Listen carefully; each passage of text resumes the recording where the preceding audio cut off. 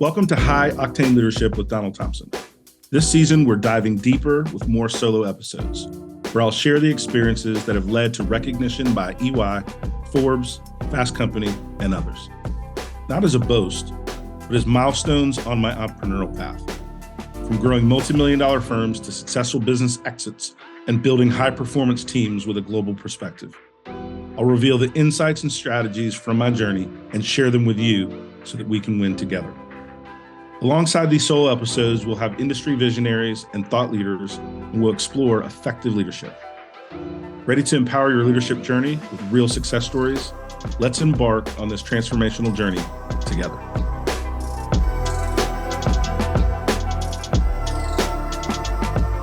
In this episode, I'm joined by Jason Gillikin, CEO of Earfluence and Podcast Ally. Earfluence is a full-service B2B podcast production company that helps businesses and thought leaders build brands through their podcasts. Their audio and video podcasts serve as a top-of-funnel marketing for clients, leading to repurposed content and business development tools. Podcast Ally, a concierge-level podcast guesting service, provides podcast PR and guest bookings. Jason, thanks for joining me. Don, I appreciate you having me on the show on your podcast today. Today, we're going to talk about mastering the art of smart choices through the lens of a book that I'm reading that you recommended called The Six Thinking Hats by Edward de Bono. What's happening, Don? Hey, what's happening, Jason? Yeah, man, this is, we'll dig into it, but I'll tell you as a backdrop, I've been using this book personally and in working with leaders for over 20 years now. And that's just how strongly I feel about the content of it and the way it helps you shape thinking. And, when we think about business and growth, and a lot of this will apply to what you're doing at Earfluence and the things you're doing, a lot of people don't have a board of directors. So how do you shape your thinking to create that multimillionaire mentality, right? When you're a leadership team of one, right? Figuring out how to grow your business. And so my mentor, Grant Willard, was thoughtful enough and knew I loved to read. So one of the things Grant figured out early on in our relationship is, one, he could tell me something to do. I'd go do it. I'd run through a wall for him. I was very, very coachable. But if he taught me a thought process, I would apply it to 10 to 15 different situations. And once he figured that out about me as an individual, as a personality, he started feeding me certain books that would give me a broader perspective, right, on winning in the workplace. And one of these books was The Six Thinking Hats. And so I'll go over this for our audience really quick, and then we'll dig into how it rolls. And so basically, what Six Thinking Hats does is it gives you a framework of how to think all the way through a problem. And so the first hat, and you can use them in any order, but the first hat is the white hat. Facts. What are the factual things that you know about a particular situation? Second is black hat. What are the things that could go wrong, the risks? Yellow hat. What is the upside? What are all the good things that can happen? Why are we doing this? Red hat. How do you feel? What is your emotion? What is your intuition? Green hat. New ideas, innovation. How can we do things different? And then blue hat is your operations, your project management, your time, your delivery, your effort, your profitability. So those are the six thinking hats at a high level. But one of the things that it allows you to do is just think about it like this. One of the things that you just did successfully at your firm, Earfluence, is you acquired a company that was in the podcasting space, right? But had a different set of offerings for clients than Earfluence did. So one of the things in business that happens all the time when you're trying to expand is, do I buy a company that has the skills and the assets that I need? Do I build those assets internally?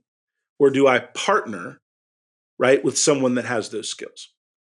So in using the six thinking hats, you can go, okay, wait a minute. What are the facts that I know? How much does a person want to sell this business for? How long have they been in business? How many customers do they have?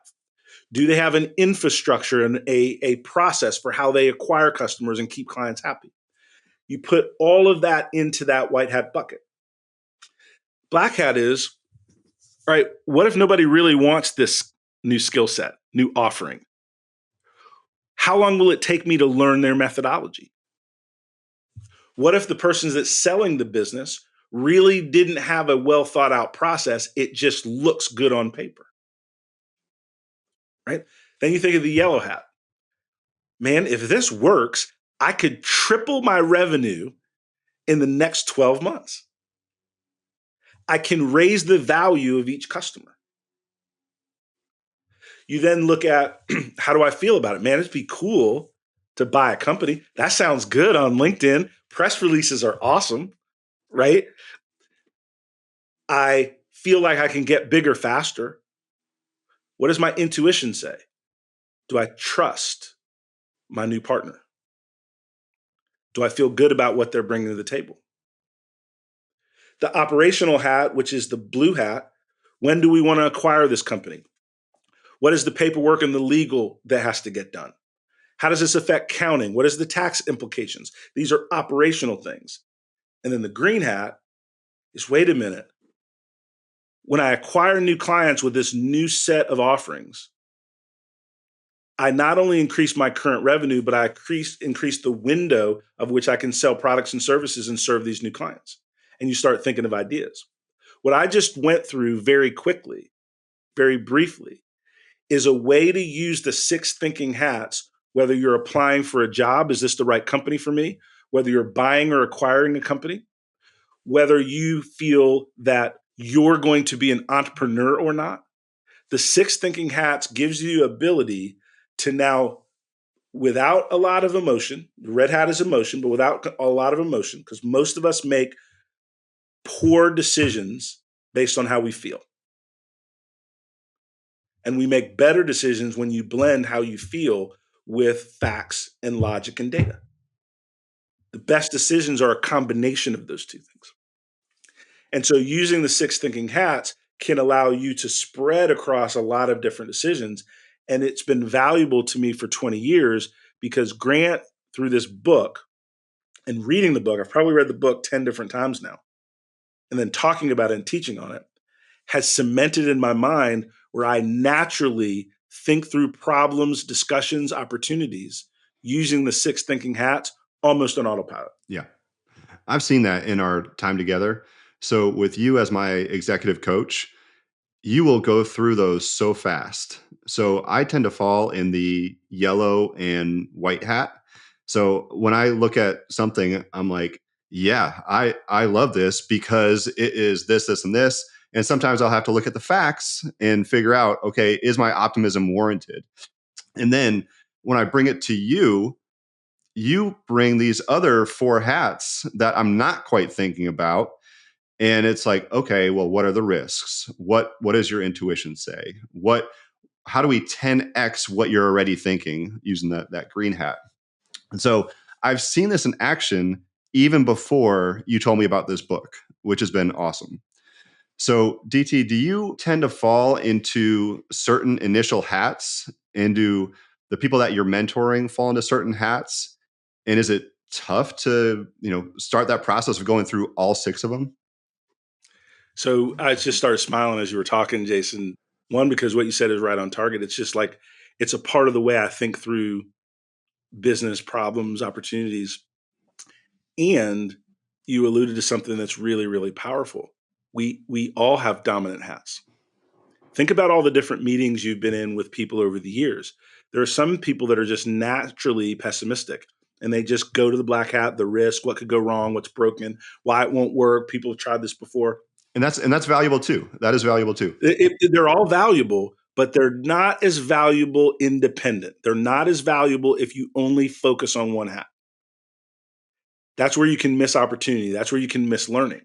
There are other folks that are dominant on the yellow hat. There are other folks that are dominant on the red hat. It's just all about how they feel.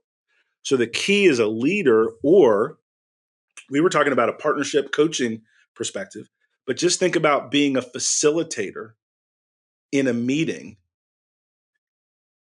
no matter what your title is.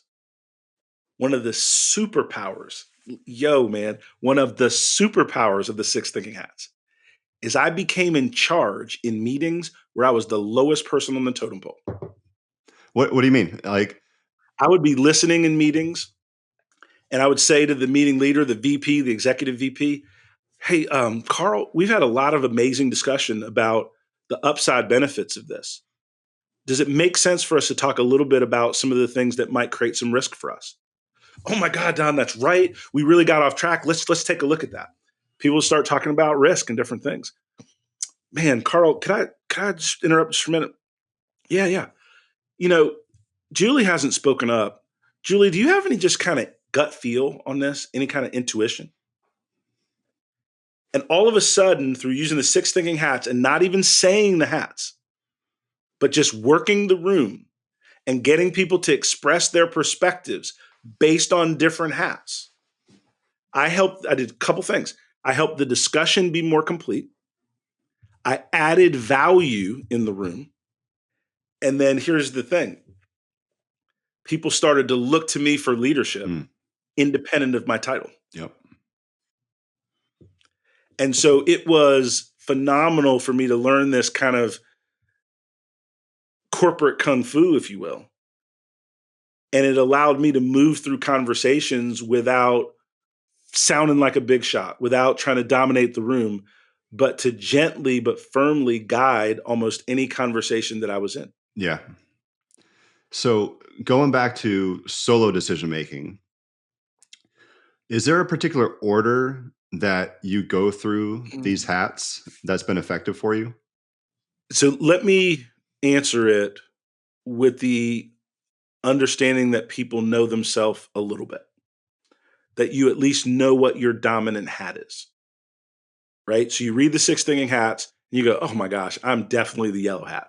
I am like, oh man, I'm going to make 10 million bucks. You start doing spreadsheets and you're getting rich on the spreadsheet math, right? So if you know you're a yellow hat, then it makes the most sense to start with your weaker hat. Start with the hat that you most likely would avoid using, because that's the mental muscle that needs the most practice, the most work, the most time, right? So I would start with the hat that is opposite of the hat that you most likely would use when you're using it for individual decision making. Yeah. I've seen that in our coaching as well, or in your coaching as well, where I'll have an idea and it's not that you disagree with the idea, but you want to kick it back to me with what could be the negatives, just so that I can think through that and be stronger with my convictions. It's like this. As a mentor, as a coach, you're on the field. My job is to help you make the best decisions possible with pace while you're on the field. And so, if there's a high degree of trust, great. But the 6 thinking hats allows you to coach and work with people where there's a lower degree of trust, because all you're getting them to do is use their thinking on a problem or opportunity using a different point of view. I'm not advocating my thinking. So I'll sit with someone and say, John, it seems that you are really, really against this proposal. John, would it be okay if we just did a thought exercise just for leadership continuity, just for thoroughness? Okay, what is it?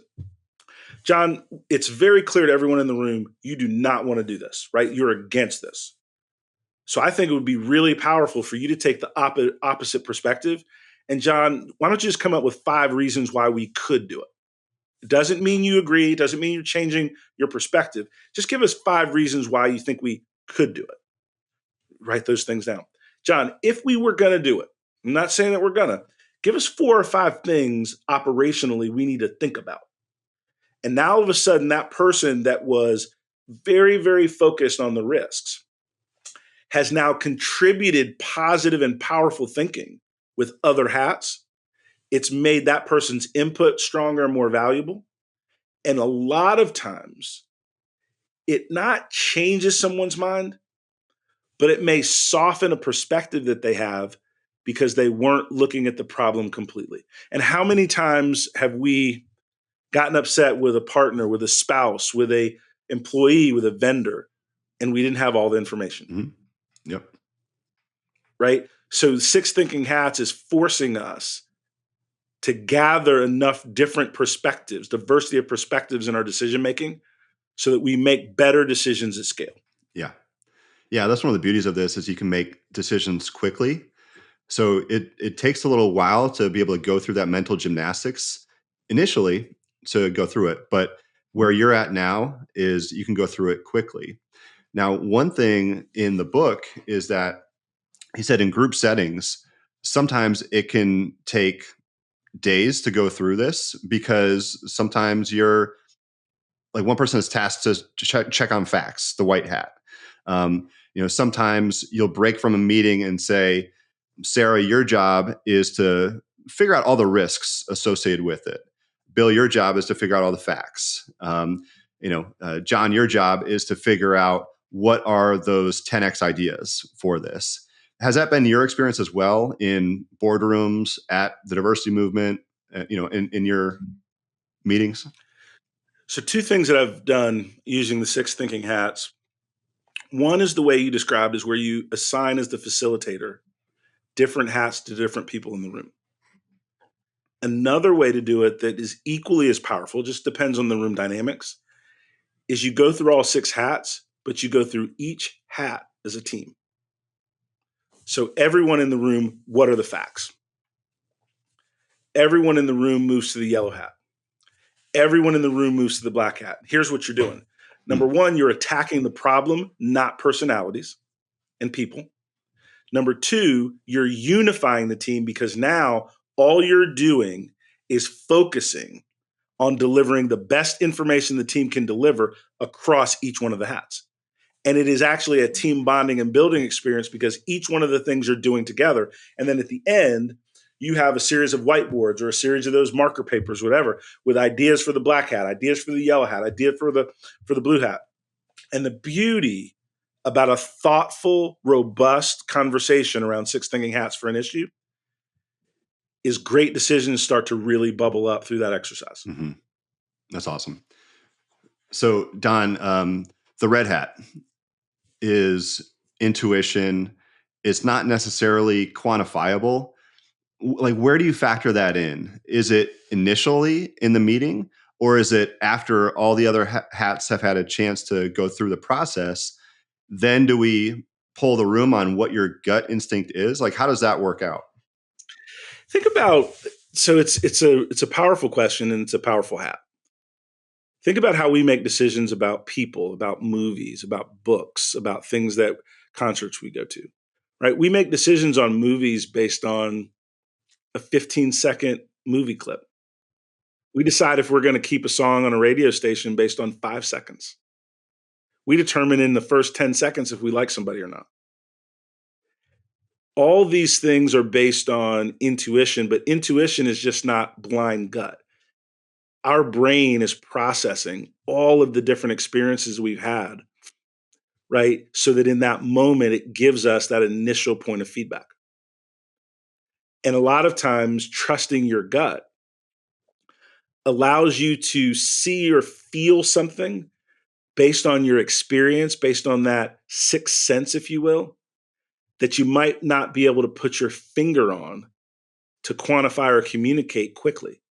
What I would say is, don't ignore your gut feeling. If you feel like something just feels a little sketchy, it just doesn't feel right. That doesn't mean you blow up the deal. It might mean you look at the facts again. And if I'm buying a business or looking at the business, I go, are these audited financials that I'm looking at, or just financials that they put together in-house? I've never done business with this company before. Audited financials are from a CPA under threat of perjury, losing their license, being liable. Audited financials are usually pretty good. Like when you're looking at a bit, like if somebody has audited financials from a reputable CPA firm, those numbers are usually pretty good. But by asking that question, I've gone, oh, wait a minute. these are just, they use QuickBooks on steroids and made some shit up. You know what I mean? So my gut, and then asking some other questions to get more data, has sometimes kept me out of situations. Another one, and I didn't catch this until after I invested. So this was a costly, and I mean a costly miss of the red hat. I was talking with two founders and the business looked good. The idea looked good. The other investors investing with me, I mean like rock star people, like way more money than me. Like I was putting in this small amount of money, like it, all good, right? But the two co-founders were like disagreeing on key points in front of us, going back and forth. But the business looked good. The financials looked good. The opportunity looked good. It ended up these two founders had a falling out, blew up the whole business. And if you had listened to your gut. And if I'd listened to my gut, here's what I would have done. If I'd listened to my gut, I would have taken them both for drinks together and individually and got a feel for who they were as people. And that's an example where not listening to my gut doesn't necessarily tell me to do or not do something. My gut, usually that emotion, that feeling to check out something more. And if I had done that, it would have saved me a lot of money. Yeah. So do you live in or is your primary hat the yellow hat as well? That's a good question. Dude, I don't want this to sound like too egotistical, but like at 25 years in the business game, my hat is the hat I need to win that situation. My hat is the hat, my dominant hat has nothing to do with how I feel or my skill set. My dominant hat is going to be the opposite hat of the dominant hat of the person I'm talking to. Okay, let me ask you this then. So have there been any other situations? You mentioned one, and that's a great example. Have there been any other situations, and you've had a lot of wins in your career. You've also had a lot of misses in your career. A lot of L's. A lot of L's. But you know the six thinking hats. You've been working it for 20 plus years. Have there been any situations where you're like, I wish I would have looked at the black hat more on this, or I wish I would have gone through the facts, the white hat more? Oh gosh, yeah. Early, because you asked the question now, but like if you go in the past, my yellow hat was so dominant. I'm a business development professional, sales professional. So my thing is I can outsell anything. As long as the product works good enough, I'll fix it. We'll fix it. Yeah. And one of the examples that I wish I'd have looked at the black hat and the blue hat better. It was the operational hat that cost me, because most of the successes I've had in business have been investments where I was hands-on or at least on the board that had good oversight. Where I've lost money is where I've just put money in and kind of turned over a business to somebody else. And I missed some of those operational levers and I absolutely lost money. Yeah. Because I thought that I was good enough to make a decision about that business, that person, without good governance. And it absolutely cost me money. Last question from me. Let's look at this from a DEI lens. And the reason I'm saying that is when you've got different backgrounds, when you've got different perspectives, that can likely apply to the different hats as well. Have you seen that, like with people with different backgrounds tend to navigate towards certain hats? And then how do you look at that in meetings?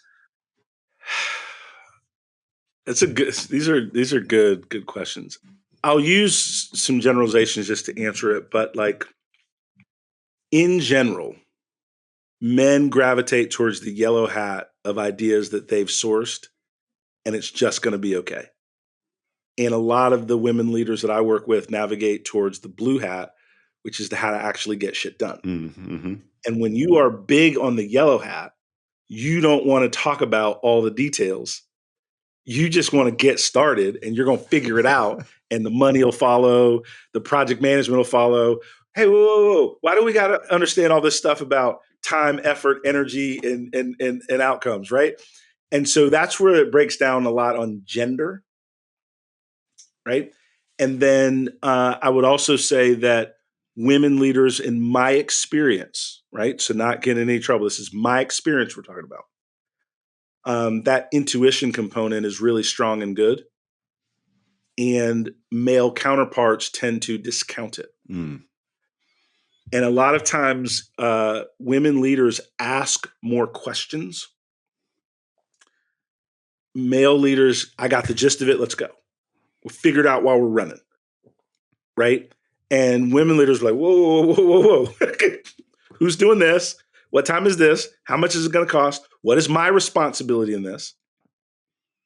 How are we going to be measured, right? All of these things are good, but I do see that there is a gender component in terms of how we make decisions, how we think about things.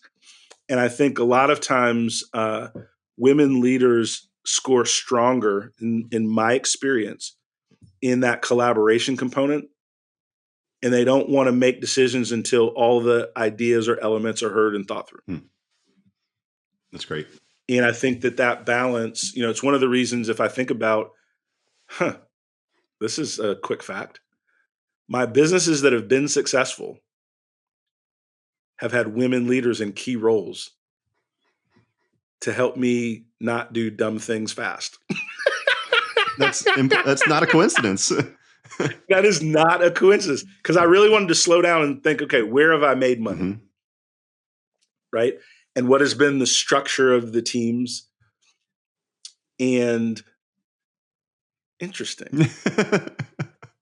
but very, very true. Yeah. And I think that, a lot of times what we want equity at work for everyone. And I'm talking gender right now. But we can't run away from that people are wired differently. And so if we understand the way that we're wired, whether it's gender, whether it's experience, whether it's sexual orientation, whether it is geography, whether it's generational, people are wired differently. And those differences add very powerful value to conversations.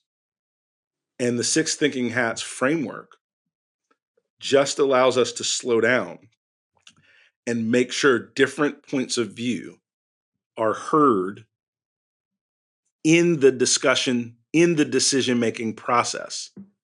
And that makes you and gives you the opportunity to make better decisions. Awesome. DT, this has been fantastic. Anything else that you want to add to put a bow on this conversation? I would just say that, I've had a lot of successes. I've had a lot of failures. I think this is one of the top educational nuggets that my mentor has ever shared with me was this book. And I literally cannot overstate the value of using this mental model to help you make better decisions with pace and at scale. Awesome. Don, thanks so much for having this conversation with me and recommending that book. Jason, always a pleasure, man. Proud of what you're doing. Big fan of all things Earfluence. And I can tell that you're using 6 Thinking Hats more and more. You're getting stronger and better. Trying. I got to get out of only yellow hat mode. Thank you.